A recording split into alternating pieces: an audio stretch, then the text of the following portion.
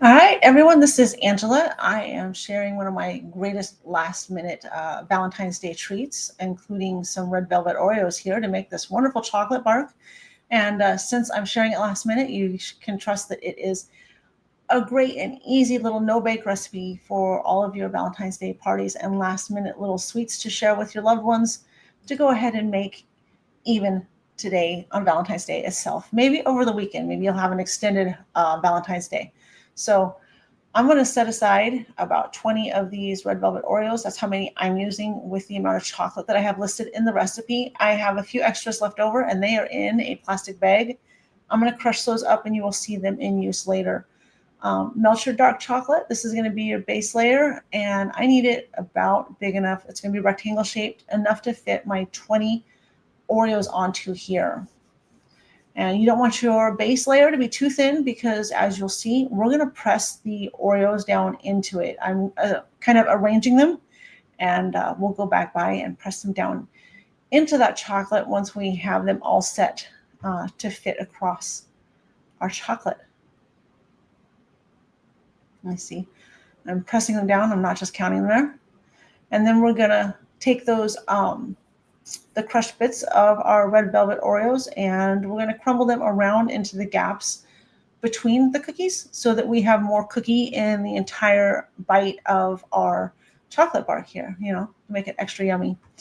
And so in each of the videos, I link out to the recipe so you can go there, you can print it. I mean, this is a fairly simple one, but you'll get the idea of any other recipes you want to get on the site here. You can go there directly from the link. You can go to Bake It With Love and search for Valentine's Day, Oreo, bark, or whatever, and you will find it. You can see here, if you're not familiar with recipe sites, I have a nice handy little jump to recipe here at the very top that will take you right to the recipe card if you already know pretty much what you're doing and you're really solid and you just want, the core ingredients needed or basic steps you're going to take because you're pretty spot on.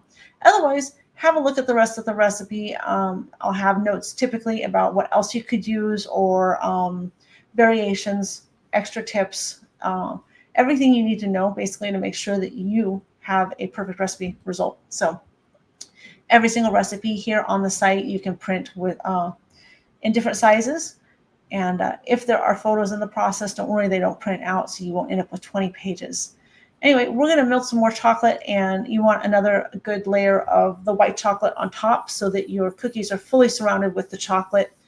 And then I'm going to add a couple different colors on top here, and I just swirled them by running my spatula through them side to side. I didn't crisscross the pattern, but you could if you wanted to. And then I did some handy dandy Valentine's Day sprinkles, but if you don't have specific holiday sprinkles on hand, you don't have to use them. Or you could just use like sanding sugar that's in Valentine's themed colors or whatever you have on hand that works for your holiday. Okay, set it aside, let it set up. And then I chop mine up and I put it on a serving tray. You can use treat bags to share with friends and family or take to parties too. So it's a very simple recipe and your family is going to love it. You'll be the hit of any party. School parties, this is a real hit at school parties. So if you made it all the way through the video here and you are now listening, be sure to give it a thumbs up and a like and subscribe. I have been away from YouTube for a while, but I love making videos just as much as I love sharing all my recipes. And I do hope that you subscribe and follow along.